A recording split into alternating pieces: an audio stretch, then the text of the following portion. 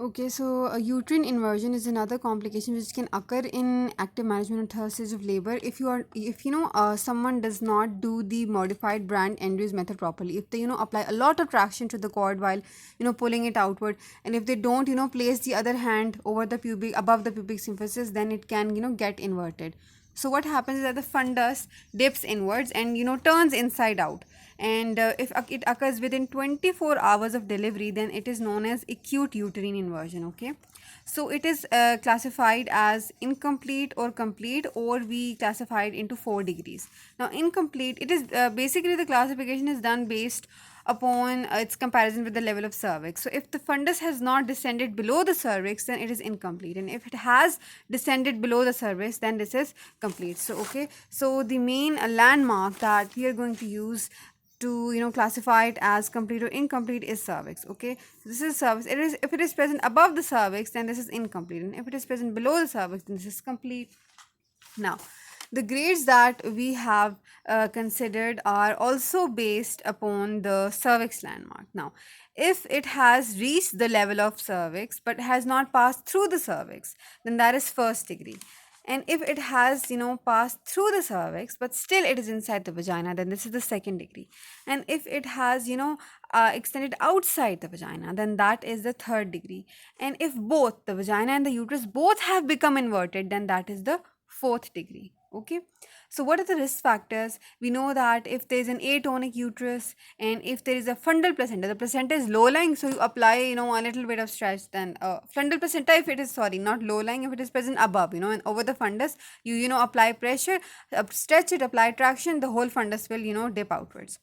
So, and if there is mismanagement of third stage, as I mentioned, that this is the most common cause if you're not doing the management of third stage, if you're not doing the AMTSL properly. Now, or if the placenta is morbidly adherent and you are using excessive force, same context, and sudden rise in intra-abdominal pressure if the female vomits or coughs during delivery, or abdomen, or if the cord is abnormally short, is a very rare cause. Now, how is the patient going to present? You have to be able to pick the scenario. So, right after traction, you do the modified Andrews method, you apply traction, not you.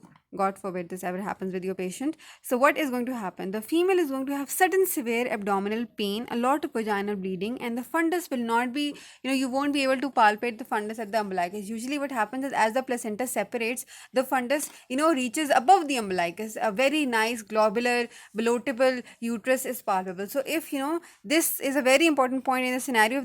If they give a scenario of this, they're always going to mention that fundus is no longer palpable at the umbilicus, which means that either the uterus has inverted or it has ruptured. Okay, so also a boggy mass can appear at introitus if it is fourth degree or third degree. If it has reached the level of vagina, it will be visible.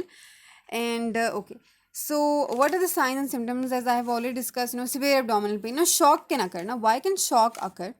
Basically, a neurogenic shock will occur in this case suddenly, and then after some time, after blood loss, hemorrhagic shock will occur. But the sudden shock is neurogenic because the fundus is surrounded by round ligament, ovaries, infundibulopelvic ligament, and all these things. So they're also when the fundus is inverted, all these structures are also pulled along.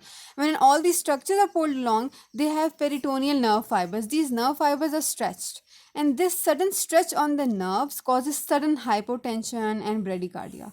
So always remember, this is a very unique thing about the uterine inversion, that the shock that you get suddenly after the inversion of the fundus is a neurogenic shock, not a hemorrhagic shock. Hemorrhagic shock happens later because there is excessive vaginal bleeding in this case. And as I mentioned, that the very important point you have to pick in the scenario is that fundus will no longer will be palpable. It won't be palpable per abdomen. Now, what are you going to do? As usual, you're going to call for the help unless you are the senior and you are the only help available, and you are going to resuscitate the patient, cross match blood, and catheterize. Okay, always do these things. Anesthesia, consider tocolytics also. Now, there are certain procedures that you can do for the replacement. The first thing that you can do is that you are going to go for a manual replacement. Okay, initially you can go for a, just a second, yes, you're going to go for a manual replacement. Okay, now this manual replacement method is also known as the Johnson's method. Okay, So you are going to do this. So in this Johnson's method, what are you going to do is that the inverted fundus, you're going to cup it with your hand, then you're going to take it inside slowly and reposition it, and never poke it in the center. Okay, always, first, this is, if this is the, the inverted portion, it has come out, you're going to, put it back, dip it inward. So first you have to, reposition the edges. The edges are going to be repositioned first, the center later. Never poke the center first. Okay, this, the edges first and the center later, always remember. Okay, and then after doing this, just take it inside and then make a fist on the inside and fix it. And after making a doing this, when you take your hand outwards, make sure that the uterus is contracting. Otherwise, you can do oxytocin infusion, because atony is a huge issue over here now. Now, if this fails, the manual method fails, then you are going to go for a hydrostatic replacement method, and a specific technique is the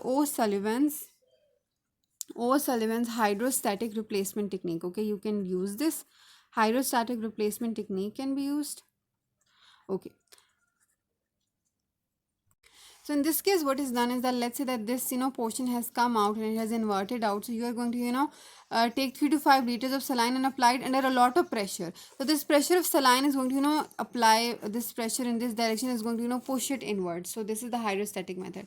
And now, if this is also not working, then the third option that we have is surgical replacement, in which you are going to do a laparotomy or any other surgical procedure. So in this case, you have two options. These are not mentioned in Guyton, not Guyton, 10 teachers. These are not mentioned in 10 teachers. Huntington's method.